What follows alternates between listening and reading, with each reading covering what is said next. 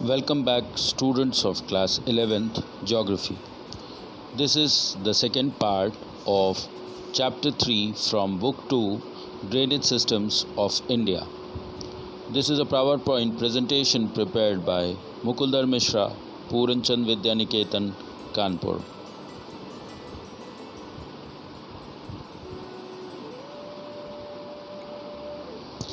In this second part, we will be talking about the peninsular drainage systems. The peninsula of India is the southern part of our country, which is divided on the basis of the drainage systems into two major parts: east flowing rivers and west flowing rivers. The east flowing rivers are those that drain towards the eastern part of the peninsula and empty into the Bay of Bengal, and west flowing rivers are those that flow towards the western part of the peninsula and drain into the Arabian Sea. Whereas eastern flowing rivers are Godavari, Krishna, Kaveri, Mahanadi. On the other hand, the west flowing rivers are Narmada, Tapi, Periyar, Luni, Sabarmati, Mahi, Bharatpuzha, etc.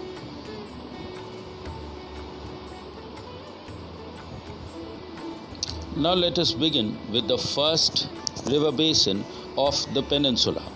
This is one of the most important ones, as well as this is that river basin which is dividing the northern and the southern, or the North Indian and the peninsular drainage basins, into two equal halves.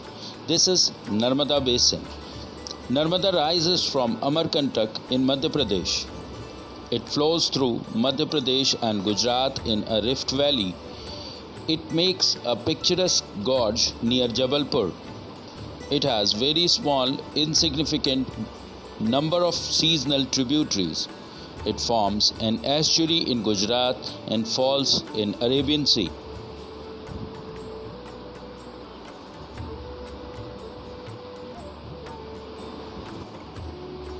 Yet another river basin which is just beneath the Narmada river basin. This is second most important river that flows towards the western half of the peninsula, Tapi Basin. Tapi rises from Satpura ranges near Betul district of Madhya Pradesh. It also flows through Madhya Pradesh, Maharashtra, Gujarat in a rift valley. Tapi does not have any major tributaries but small seasonal flows. Tapi empties into Arabian Sea. Here in the slide you can very properly witness the entire Tapi basin. The map is showing you with all the legends the river basin in complete sense.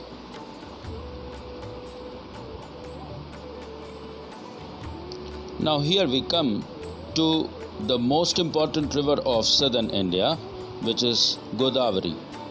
Godavari is a river that is not only the largest peninsular river, but it is also known as Dakshin Ganga. It is 1465 kilometers long. River Godavari rises in Nasik district of Maharashtra. River Godavari flows through Maharashtra, Madhya Pradesh, Chhattisgarh, Odisha and Andhra Pradesh. The tributaries of River Godavari are Panganga, Pranhita, Indravati, Manjira, etc. You can see the entire drainage system has been shown on the map to you.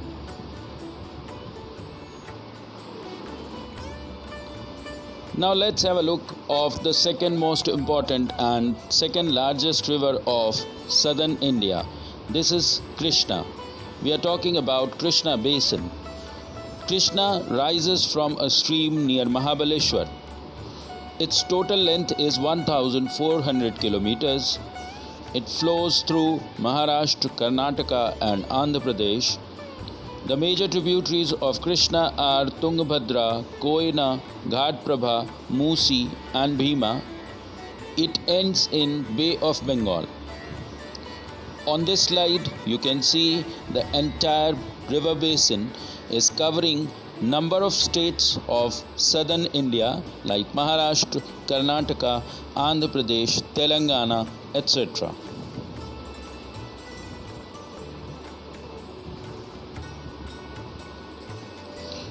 Now let's take a look of that river which lies in extreme south of our country. This is the third most important river of South India, or rather to say the peninsular river. It is Kaveri. Here we are talking about Kaveri Basin. Kaveri rises from Brahmagiri ranges of Western Ghats. The total length of river is 760 kilometers. Main tributaries of Kaveri are Amravati, Bhavani, Hemavati and Kabini. It flows from Karnataka, Kerala and Tamil Nadu. Kaveri drains into Bay of Bengal. The map is showing you the entire Kaveri basin, which is spread amongst the states of Karnataka, Kerala and Tamil Nadu. Amongst the important rivers of South India, Mahanadi is also having its great importance. The Mahanadi basin is situated in the state of Odisha. Mahanadi rises from the highlands of Chhattisgarh. It flows through Odisha to reach the Bay of Bengal. Its total length is 860 kilometers. The river Mahanadi's drainage basin is shared by Maharashtra, Chhattisgarh, Odisha and Jharkhand.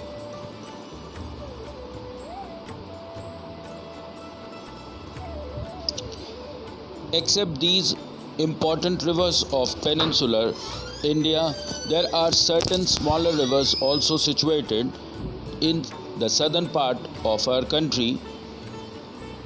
Amongst them, the most important one are Subarnarekha, Baitarni, Brahmani, Pennar, Pallar, Vaimasdhara and Vaigai, that are the east flowing smaller rivers, and the west flowing smaller rivers are Shatrunji, Bhadra, Dhadar, Sabarmati, Mahi in Gujarat, Vaitarna, Kalindi, Bedati in Maharashtra, Sharavati in Karnataka, Mandovi and Juari in Goa, Bharatpuja, Periyar and Pamba in Kerala.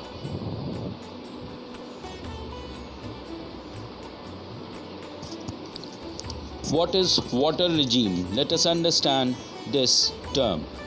The pattern of flow of water in river channel over a year is known as its water regime.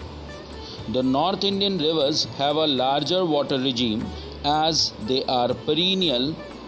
They get water from glaciers as well as monsoon. On the other hand, the South Indian rivers have lesser water regime as their major source of water is monsoonal rainfall. So, we can very properly say that the water regime of North Indian rivers is much larger than the Southern Indian rivers. Now let us understand properly what is the meaning of interlinking of drainages of India.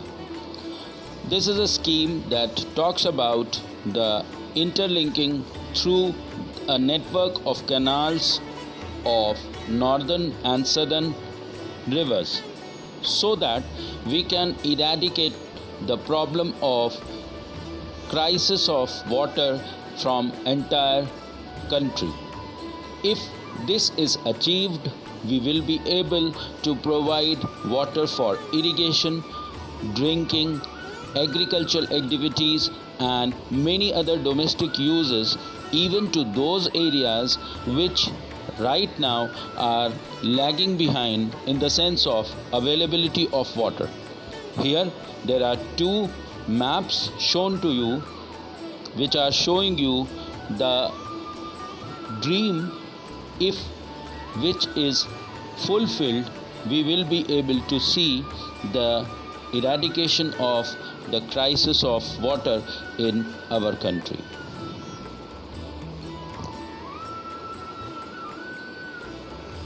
Thank you for watching, students. I hope you must have understood properly the drainage system of India. This was a presentation prepared by me, Mukuldhar Mishra, Puranchand Vidyaniketan.